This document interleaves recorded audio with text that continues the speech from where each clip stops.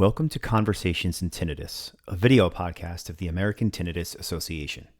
The American Tinnitus Association is a public charity under Section 501c3 of the Internal Revenue Code, a charity dedicated to research, advocacy, education, and support for people living with tinnitus, including their families. Conversations in Tinnitus video podcasts reflect our mission to amplify the patient voice, showcase evidence-based and promising emerging treatments, and highlight cutting-edge research. All of this is made possible through your generous support. Thank you.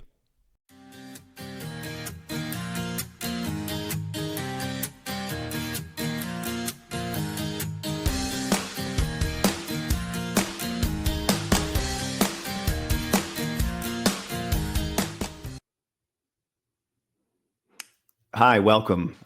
My name is Patrick Lynch. I'm the Chief Executive Officer for the American Tinnitus Association, the ATA. And today we're thrilled to be talking about the science of tinnitus and the field of tinnitus, and maybe even a little bit of the history of the ATA itself. We are honored today to be joined by someone who has worked closely with the ATA, co-founder Jack Vernon, Grant Searchfield. Grant is a trailblazing audiologist who has a passion for understanding how we hear and how we cope when our hearing goes awry. Grant has a master's in audiology and a doctorate from the University of Auckland, and he now heads the university's audiology department, and he co-directs the Isdell Moore Center for Hearing and Balance Research. Incredibly, that's not all. He's also the deputy head in the School of Population Health, a primary investigator in groundbreaking brain and medical tech research, and he's the scientific director of True Silence Therapeutics. Whether Grant is diving into the cognitive mysteries of tinnitus or innovating tech to manage hearing loss, he is all about making life sound better. And of course, I would be remiss if I didn't mention he's the specialty editor for Frontiers in Audiology. And most importantly, we're proud to know that the ATA has funded some of Grant's research in the past, and he has been generous enough to donate his time and expertise to serve as a member of our scientific advisory committee, which oversees all of the research that the ATA funds every single year. So without further ado, Grant, I'd love to welcome you to the screen here. And thank you in advance for your time and all your service in all things tinnitus. Good to see you. Great to see you, Patrick, and thank you very much for the nice introduction. Of course, and we're just so honored to have you tuning in all the way from Australia. And so while we are the American Tinnitus Association, one thing we always like to say is tinnitus does not know boundaries, nor does science. So thank you for joining us across all the time zones as well. Yeah, no, it's great to be here. And, our summer down under, which is great here in New Zealand, summer down under. So we're looking forward to having a great chat today. And I just realized I said Australia and not New Zealand. My apologies, good sir. All the way from New Zealand. I should know that. Lord of the Rings was New Zealand, correct? It was. Yeah.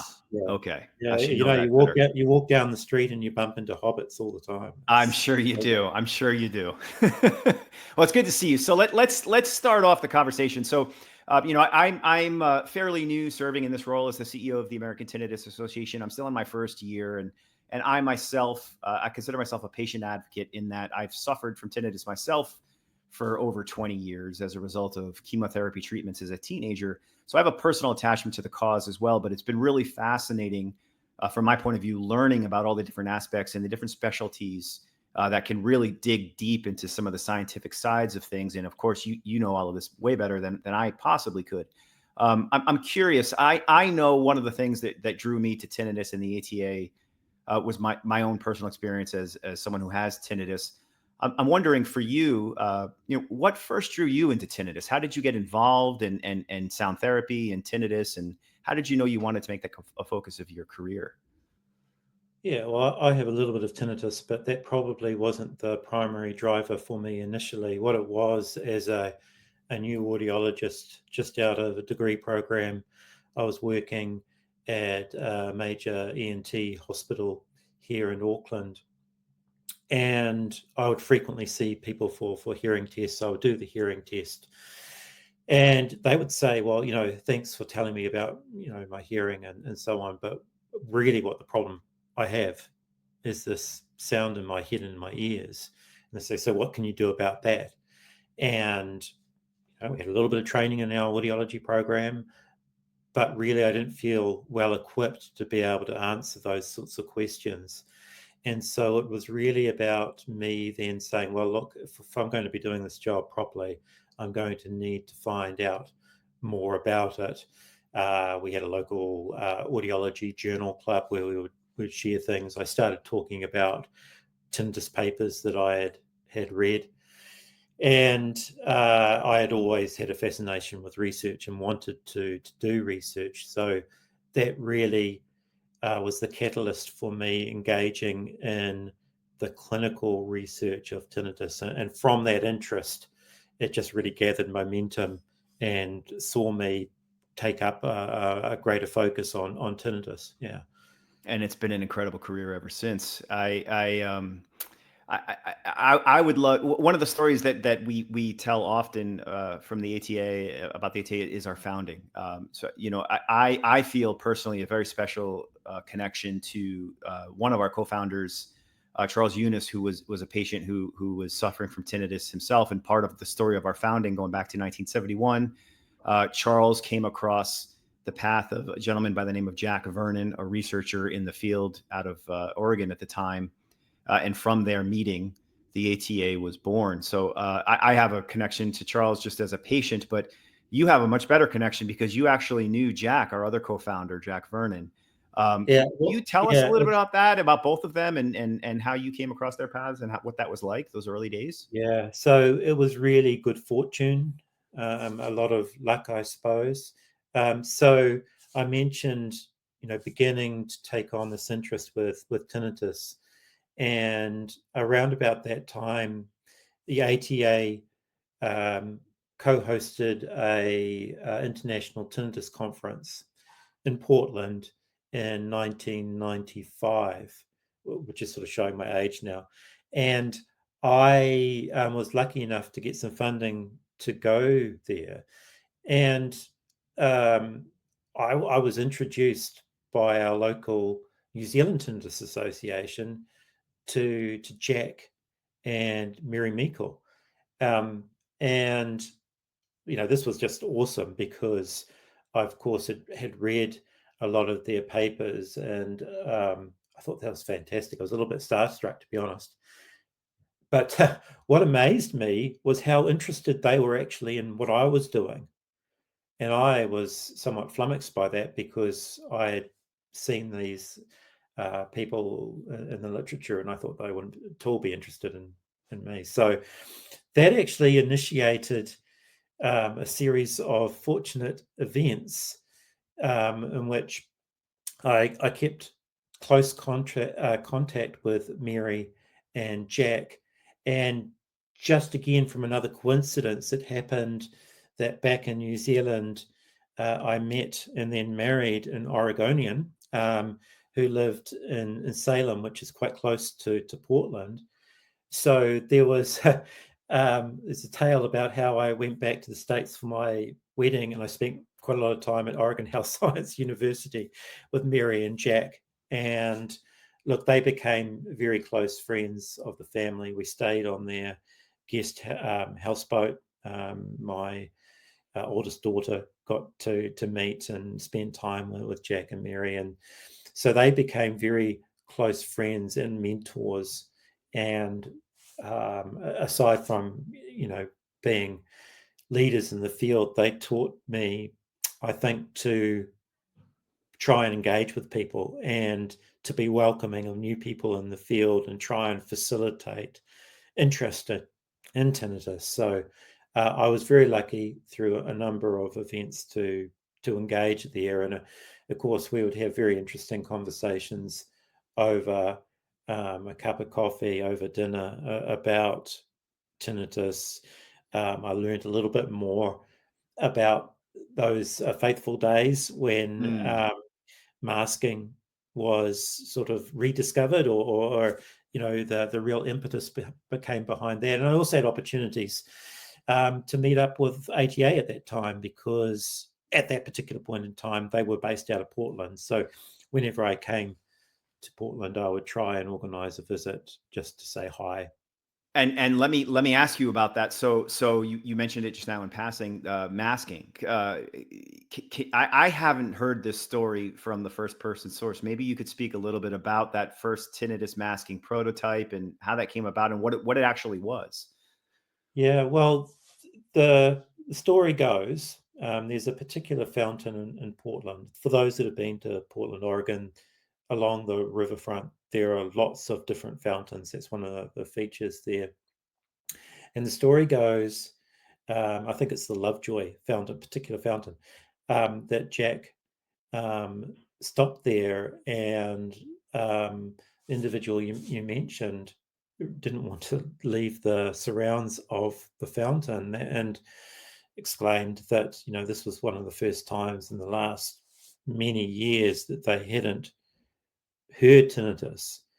And while Jack wasn't really doing human-based research at that particular time, it clearly triggered um, this interest. And I think that the patent for the first tinnitus masker came about in 1979, 1980, so a relatively short period of time after that, where Jack was able, with his engineer colleagues, to fabricate effectively a mobile fountain, an electronic masker for the first time in that sense. And so that really began a resurgence in the interest in managing tinnitus. It coincided, of course, with the development of the ATA, because patient advocacy connection with individuals experiencing tinnitus was so important, and learning from people's experience. So these things happened, around about the same time, and grew out of that. The foundation of one of the very first tinnitus clinics in the world. And about that time, there began international conferences, both in the United States and in the UK. These, at that time, the numbers attending these meetings would have been, less than 15, 10 or so people, who were the world researchers in tinnitus at that time. And there've been a number of publications, and if you ever get a chance to read some of these older publications, there's a lot of great knowledge in there, people's experiences, hypotheses. You can see where some of these sorts of ideas have gone. Some of them clearly dead ends, but others really have been the strong foundations of where we are and where we're moving from now. It's fascinating to see the history and to know that the ATA was really there at the beginning. A lot of this stuff with you and Jack and Charles, and the tinnitus masking prototype. I've heard the fountain story before. I've never heard it told from someone who has a first hand knowledge of it. So that was really special for me to hear. Thank you. I'm wondering, as we're talking about this and the history of it all, um, obviously the field has changed quite a bit. The more we've learned, the more we've been able to fine tune things. From your point of view, from the early days, what do you think some of the most significant advancements that you've seen over the years? Well, I guess fundamentally people are aware that technology has developed a huge amount, right, over this period of time. So we now have tools that people like Jack would have loved to have had, and would have made his research stronger, and improvements would have been more rapid. So there, with the technology, I'm thinking about the sorts of things that we can do when we're trying to assess what tinnitus is. So brain imaging, MRI, electrical recordings of brain activity, EEG. Now the use of wearable sensors for heart rate and so on, that technology and miniaturization have enabled. And then we have the technology and the therapy aspect, where the first masker was a analog electronic device, and by that, what I mean is it had discrete electronic components that were wired in together, as opposed to now where it's largely software based. There's a computer chip that everything goes on to, which gives so much more flexibility. Um, so we're able to do a lot more with the technology that we have at hand.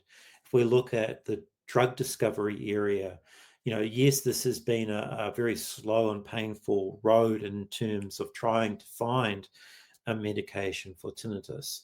But we're able to develop new candidate tinnitus treatments more rapidly, and our understanding of the targets for where these therapies should actually act are much greater. So there's a lot of this fundamental, but this doesn't change the fundamental research that was done. And what we see is this acceleration and our ability to try and extract information. Certainly, there's still dead ends that come about where we're not so smart as to be able to say that we can come up with a surefire cure for tinnitus just yet, but we're making huge inroads. And I think that the latest, if you like, big change, and people will perhaps be a little bit skeptical about some of this sort of thing, but is AI. Yeah. Because machine learning helps us discover things that we otherwise wouldn't see with our naked eye, with our own brains, its ability to gather data and sift through it. That's an Holds the interesting point, yeah, the AI piece, right? Because whether I'm a recovering attorney, I like to joke. So, even in the field of the practice of law, I'm reading articles about how AI can impact. I mean, I've read stories about attorneys that were using AI produced citations for cases that were not real, right? And then that attorney got in trouble. The technology is just advancing at a pace where it's impacting all of our fields, tinnitus included, and sound therapy included. This is kind of a two-part follow-up question, I think, uh, because you have a unique role also as a researcher in the field, and all of the researchers. Oftentimes, and forgive me for not having a better analogy here, but in law, oftentimes technology, or even in medicine, technology can vastly outpace the pace of the industry itself.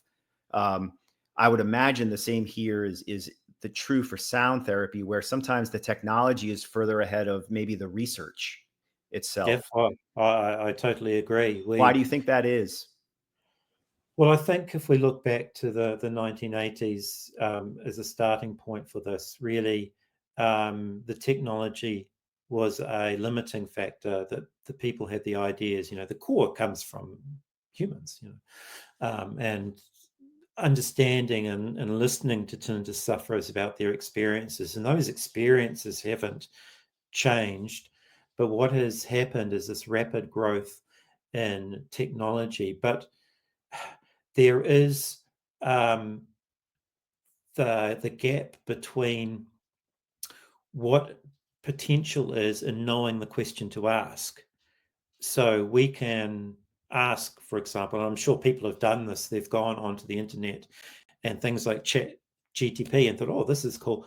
I wonder what I'm going to ask. I'm going to ask it a question just to try it and see what it will come out with. Now, there are so many questions that we could ask about tinnitus, and are we actually asking the right questions? So we sort of has to start from where we are and see if the tools that are available can help us extract that information. Once they've extracted that information, there are going to be a whole new series of questions that need to be answered, that we need to employ there. And AI, machine learning, buzzwords, everybody's onto it. It's everywhere. But we really are still at an early stage of understanding how to best use it. We could use it in a very scattergun approach, but we really, to get the most out of it, we have to have the questions that we want answered. And then we Where have do to you have think some consistent. of those questions are headed? So the ATA takes pride. One of our missions as a charity, our overall mission is to silence tinnitus together, and we do that through three main silos. We help provide reliable information to patients and loved ones. We provide services like our 1-800 hotline and our website and our newsletter and our magazine. We try to educate professionals and providers on the front lines. But then the third silo of what we do is rooted in our research, and you've some of your research has been funded by some of our grants, and you've worked on our scientific advisory committee. So from a research angle, I'm wondering, what do you think? Where do you think the research is headed? What are some questions that really need to be answered now or in the near future? Yeah. So, if we look at the frustrations that tinnitus sufferers have, right, and the big questions, right? Um, why isn't there a cure? Why has it taken so long to get to that point? Why does this treatment that other people say works for them doesn't work for the person experiencing it? And what the future holds, I think, and this is where AI enables this. It's not purely AI; it also involves our individual thoughts and so on. Is our ability to personalize treatments and understand that we are all different. We all have very different tinnitus. We all have different physiological makeups. We have different experiences in life, and AI holds the potential to actually extract that information and guide us. So rather than saying for everyone, this is the treatment, right? You have this treatment. This is what you have. This is what you have. Rather than taking that approach, we actually get closer to perhaps something that's close to what you've experienced, Patrick.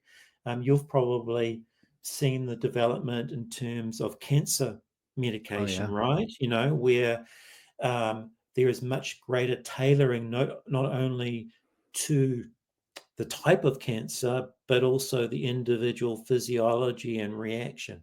Now, we're quite away from that, but the huge advances that have been made in cancer research have greatly been around recognizing that the cancers don't behave in the same way, right? And so tinnitus really doesn't behave in the same way for individual to individual. There are probably multiple different causes, very, very complex.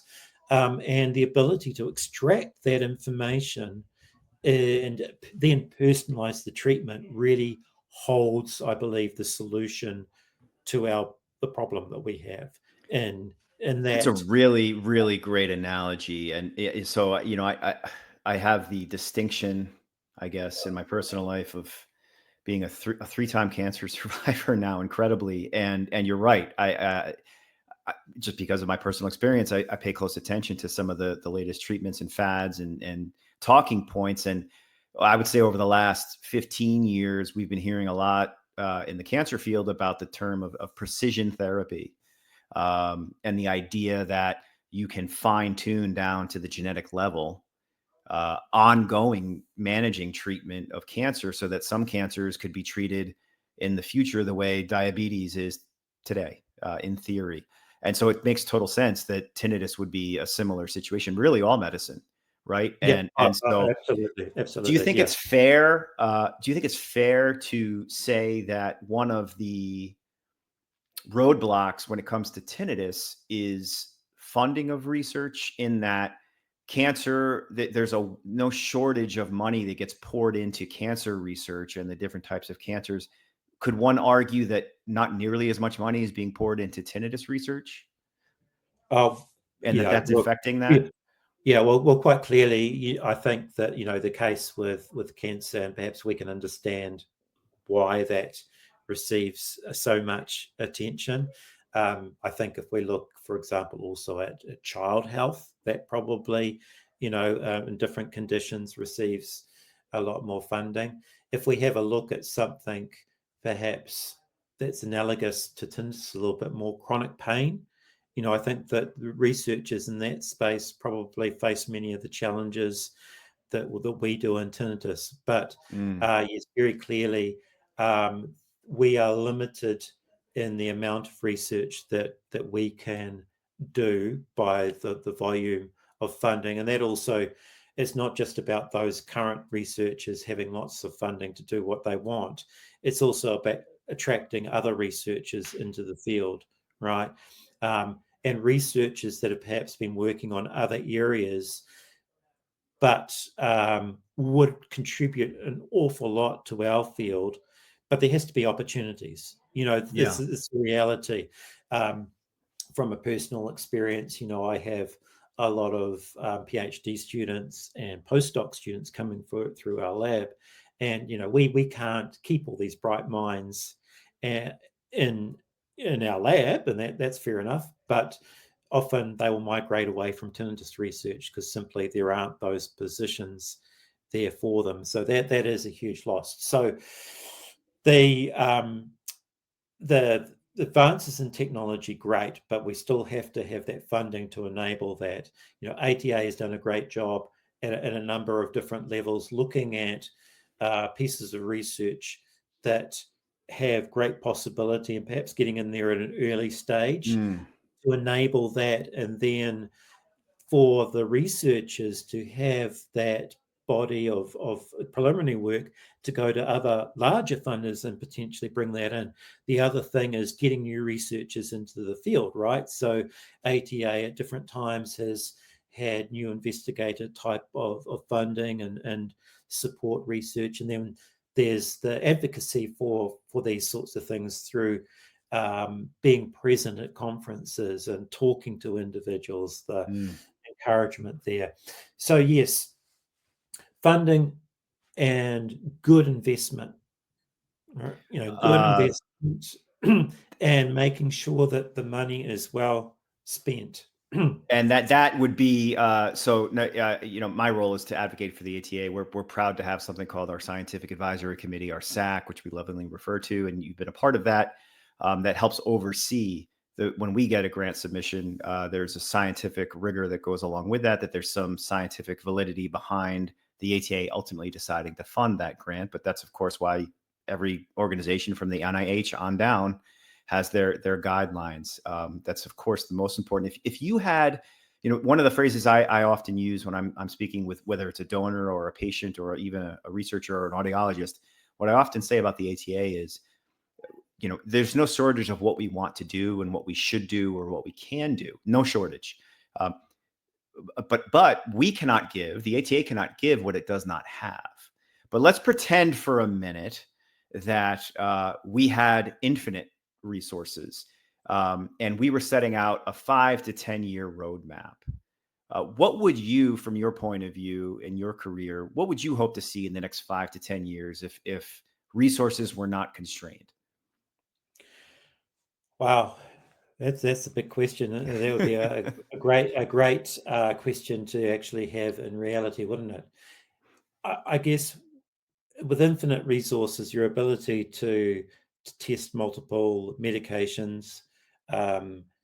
So in 5 years, you would have a number of potential new candidates for treatment.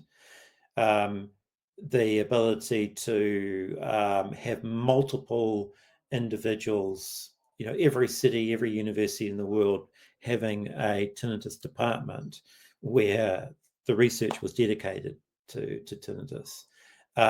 Networking, a system in which clinicians around and researchers around the world were connected and sharing and um, not wanting to get dystopian, the idea of a central brain that was able to process all this data around that gets a little bit scary, because of course you want to have that being Before done. long, we'll have Skynet and Terminator coming Yeah, down. exactly. I mean, I sort of that did pass into my mind when I mentioned that, but you know, this idea of um, good investment, but also investment that takes risks, but educated risks, because science can be quite conservative and the process can be quite conservative. For example, when I mentioned, the drug discovery just now, I said, well, having a number of candidates for in 5 years' time. Why did I mention that? Is because the systems wouldn't allow that drug to be available for patients within 5 years, because it would have to go through a lot of regulatory testing and validation that it's safe and so on before, after that 5 years. So I think that the scientific advisory committees and like groups elsewhere in the world have a role in being able to say, look, this is valid.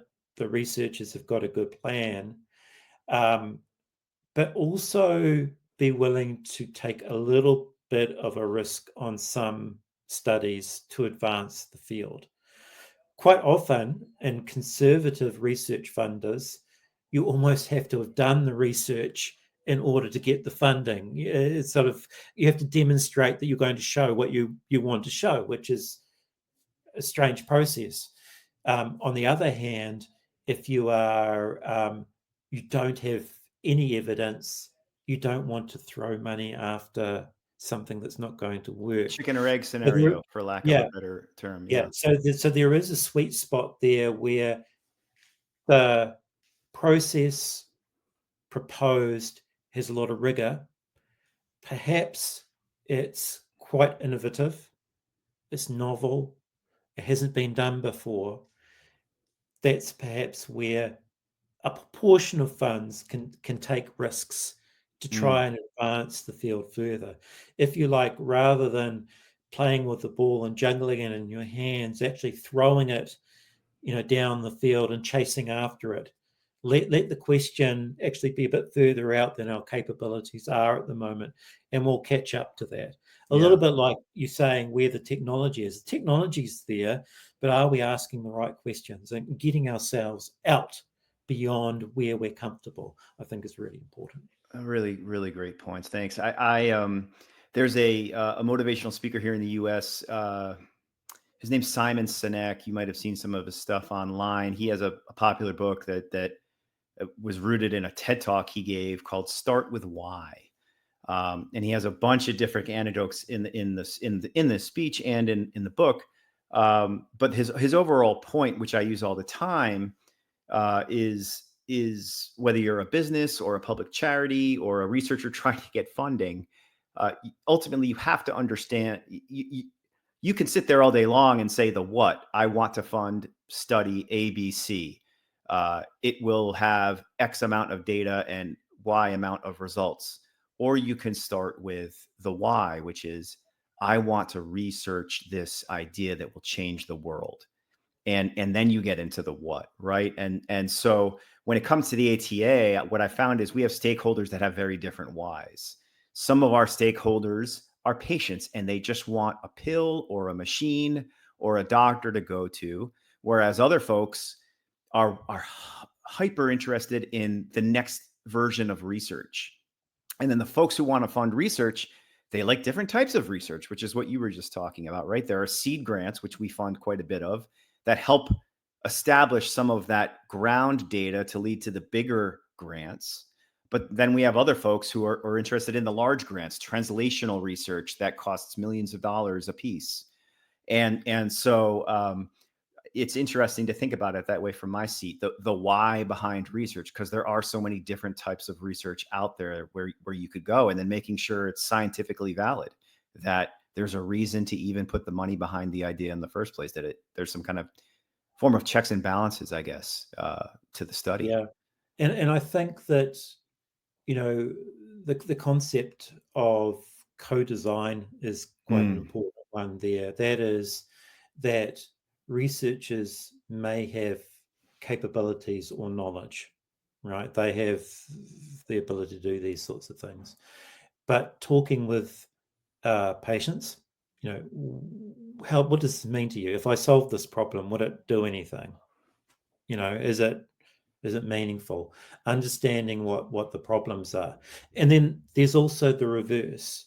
So as you mentioned, a lot of tinnitus patients understandably want a cure, and they're interested in the primarily drug research, right?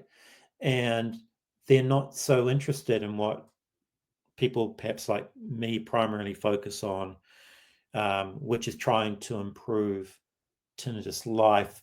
We do a little bit of drug research, but not that much. And so it's a mutual understanding that each of these different groups and focus does have its place. I think that I've been criticized by some patient advocates because I'm researching sound therapy and I'm interested in improving that, and I'm not focusing on drug therapy.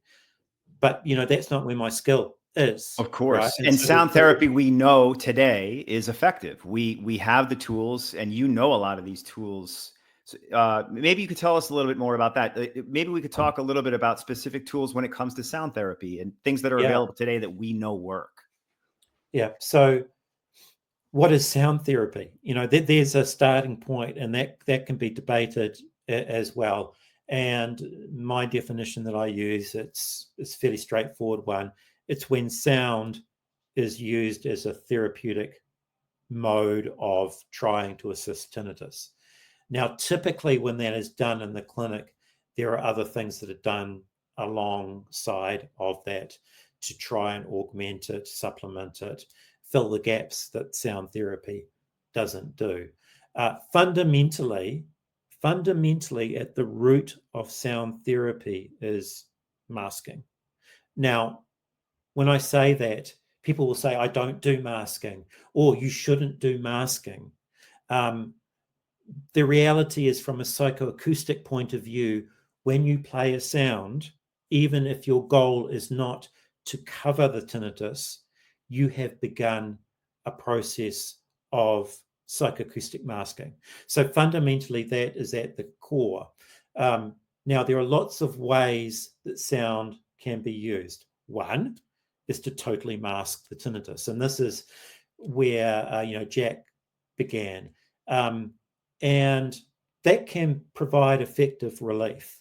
But most people will not use the sound at that level. So we talk about partial masking or mixing, and mixing is psychoacoustically a form of masking.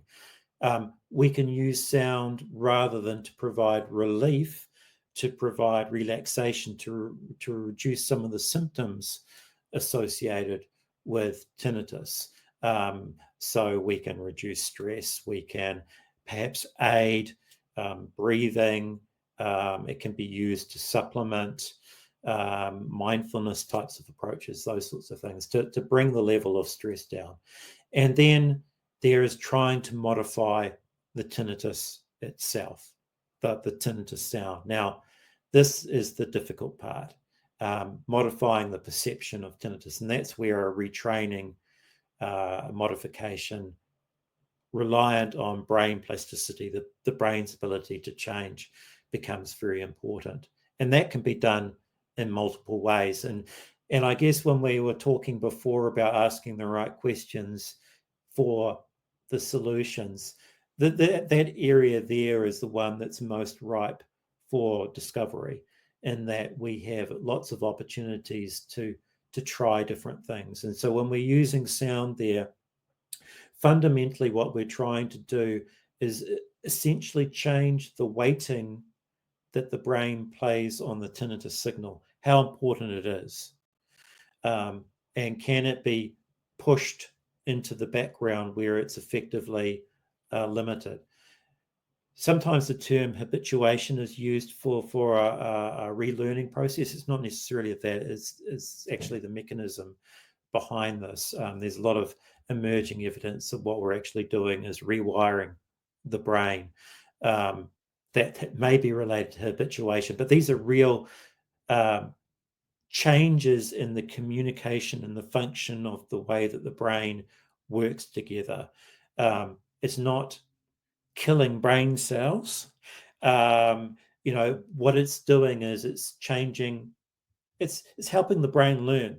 So when we learn from an early age, what we're doing is we're connecting neurons, And if you something wires and fires together, then they connect. And so if you're walking, all right, well, one of the first tasks that we often get excited about is when our children get up and stand and walk. And what's happening there is their brain is firing and connecting and changing to enable them to do that. So sound therapy, in a retraining point of view, is changing those connections to try and enable relearning.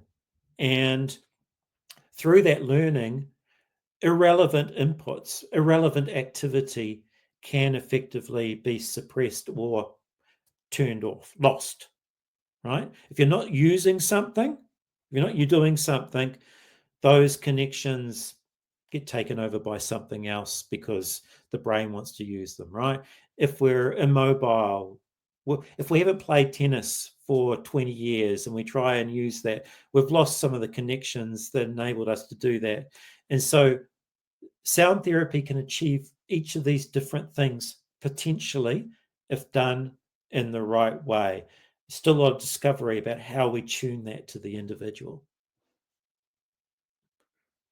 I think your mic might be off there. Gosh, I'm mute. I'm talking to myself out loud here. I was on mute. I apologize. And that touches to a lot of the other things we were talking about: funding research, science, keeping up with the technology, folks being open to new ideas and funding some of these new ideas. Your analogy there to tennis is pretty good. I recently experienced an accident. I broke my ankle, and had some surgery on my ankle, and was immobile for a little while. Turns out even a little bit of immobility on your leg is pretty serious just for your muscle atrophy alone. It's incredible how quickly the body can change based on lack of use of a thing. And the same would be true for the brain. So sound therapy obviously is that for the brain, right? And I think it's important sometimes for us to have patience with the fact that when it comes to tinnitus, there's no one size fits all treatment. And there will never, I shouldn't say never, but there likely may not be a moment where you take one pill and it is over. It's very likely that things like habituation, exercise, integration of therapies and lifestyles are a part of treatment. And that's what sound therapy is. Are there today, based on the options that are out there, um, are there options available to folks who may not have access to a professional in their neighborhood or in their vicinity, for something like a behind the ear noise masker or a hearing aid? Where can folks Yeah, look?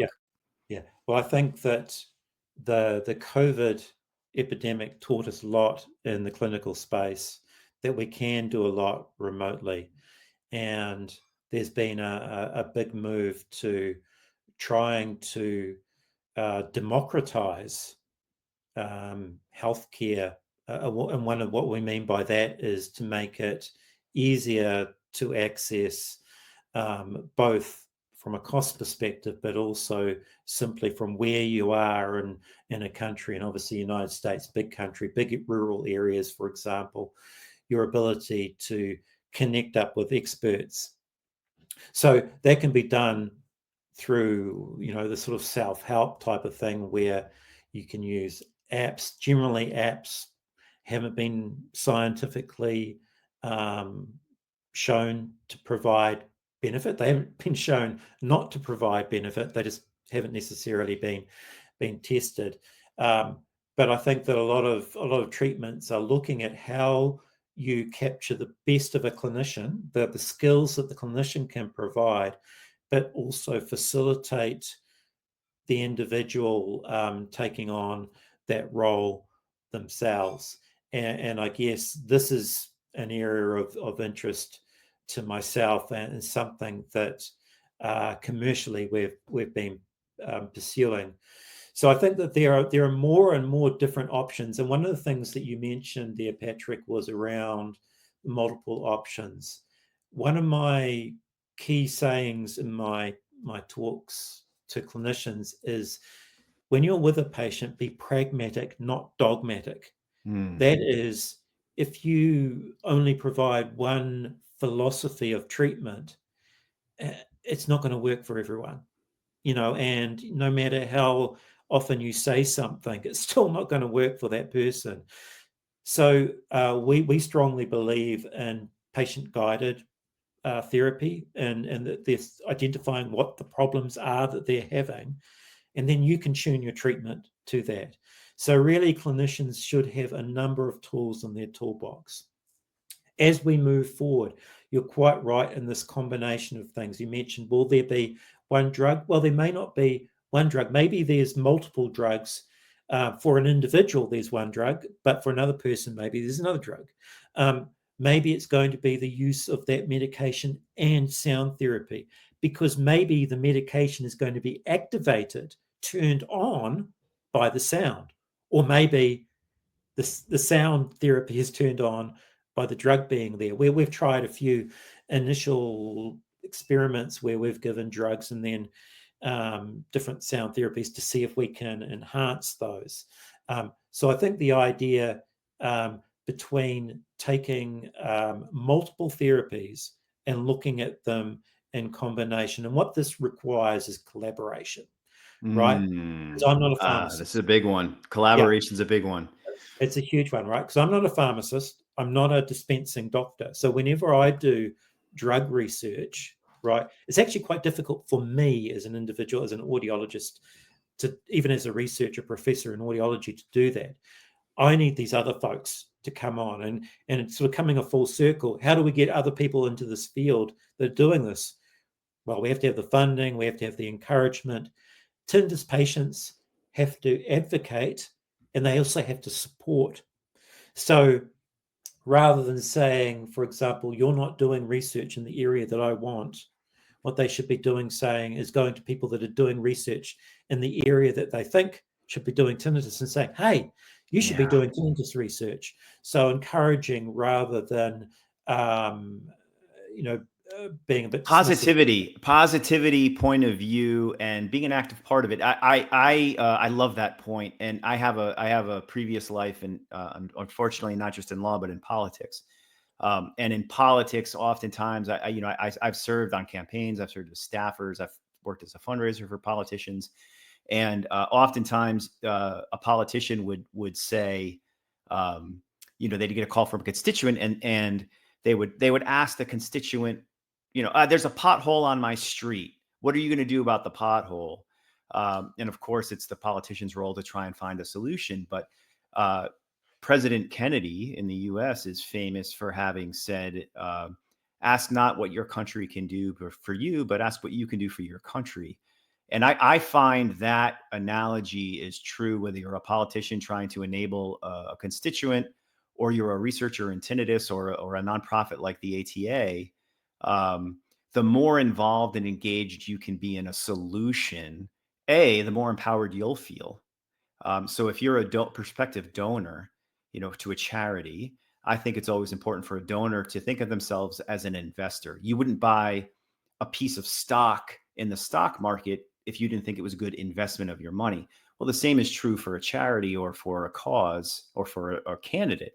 You want your gift, or your money, or your actions to go towards something you believe is going in the right direction. And oftentimes actions can speak louder than words. So that's a good point to make, that if you believe in something, get your actions behind it, get your money, if you can, behind it, your support behind it. The other analogy I have there is, if a politician were to get, there's a guy I worked for, he would tell this story. If when he was a state senator, if he got one phone call from a constituent, he knew there was an issue. If he got two phone calls, he knew it was an issue that people were talking about. And then he would say, if he got 5 calls on one issue, it was as large as a trailblazing fire, just from 5 phone calls.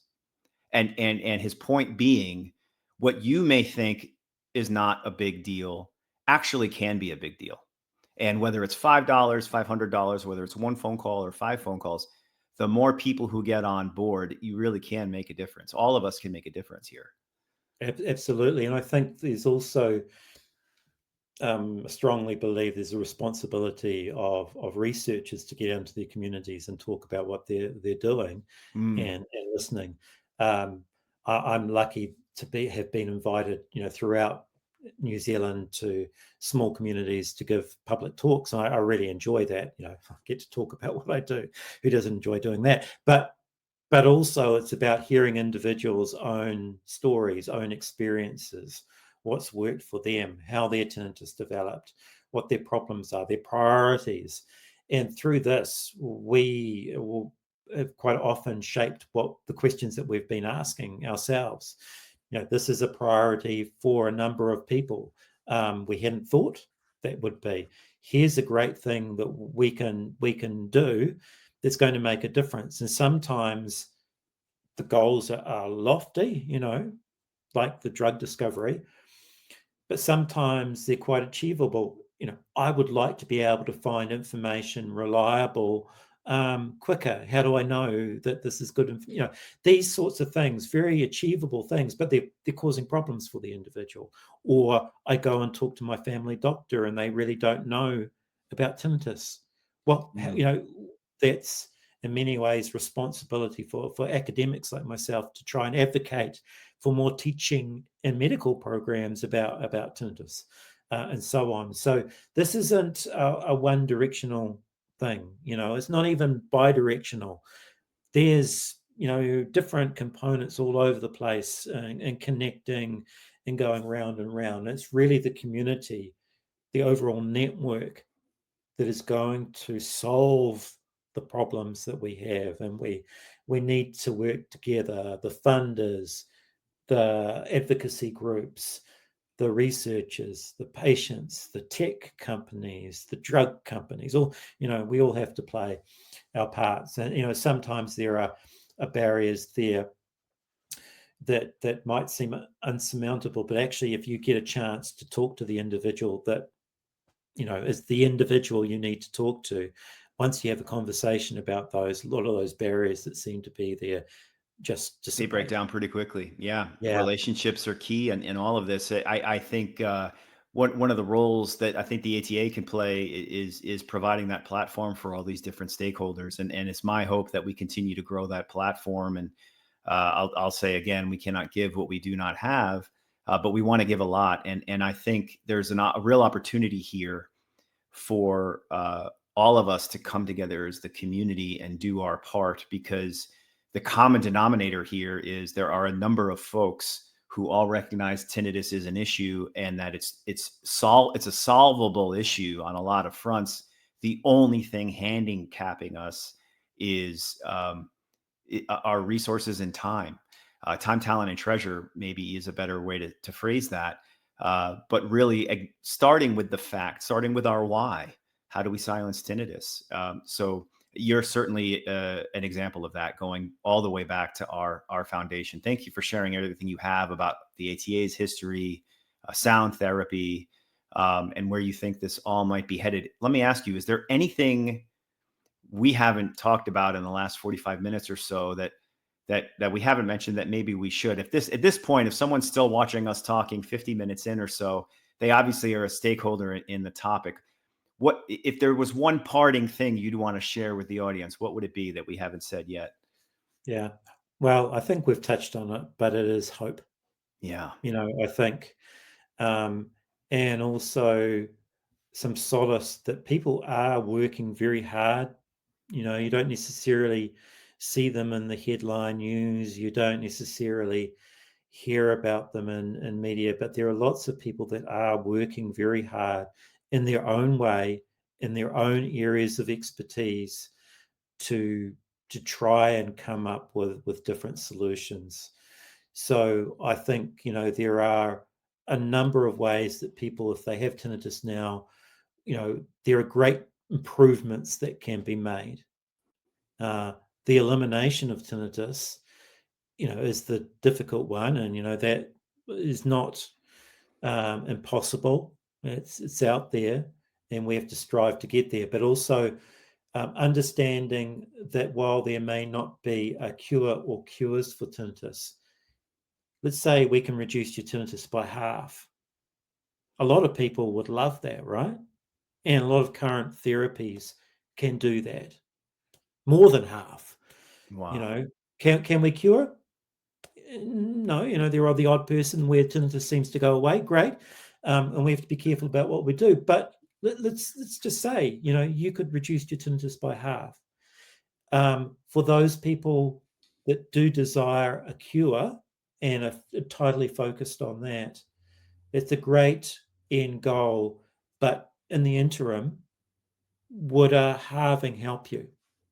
And I think a I lot of love people that. would say absolutely. Absolutely. So Yeah. I think that people should consider those therapies and those solutions that are out there now, and the benefit that they may get, weigh that up, and knowing that the hope that people are working for that ultimate.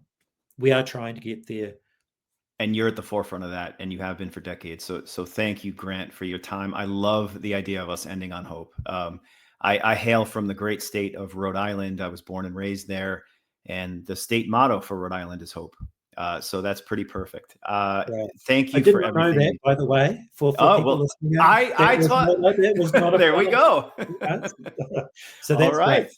Yeah. Well, No, I think well, you and that's I yeah. will be in touch. If maybe I think it would be helpful if we maybe touch base every now and then online in a format like this. And I think folks just love hearing from folks like you, and you certainly have such an important perspective and expertise here. So thank you for your time and everything you do. Um, and I can't wait to run into you again soon. Well, hopefully we will. And yeah, thanks to those people that have waited to the very end, and Yes. appreciate that. And I also appreciate their experiences, and the difficulties that they face. And we are trying to come up with really, really good solutions. Thank you, and thank you for helping us get there. And for those of you who are listening who feel that way, please know you're not alone. Organizations like the ATA exist for this reason. You can visit ata.org, or you can call our 1-800 hotline if you have questions or concerns here in the U.S. You can always call us anytime at 1-800-634-8978. But there are lots of other folks and organizations around the country and the world who are there with you, whether it's an incredible researcher like Grant, a nonprofit like the ATA, or a local audiologist or an ENT. There are folks out there, and there are arguments to be made that there are as many as between 50 and 70 million folks in the U.S. alone who have some kind of tinnitus. So you are not alone. There is hope. And Grant, thank you for being a part of our hope today. We'll talk Thank real you very soon. much for having me, and All right. always enjoy speaking with the ATA. Thank you.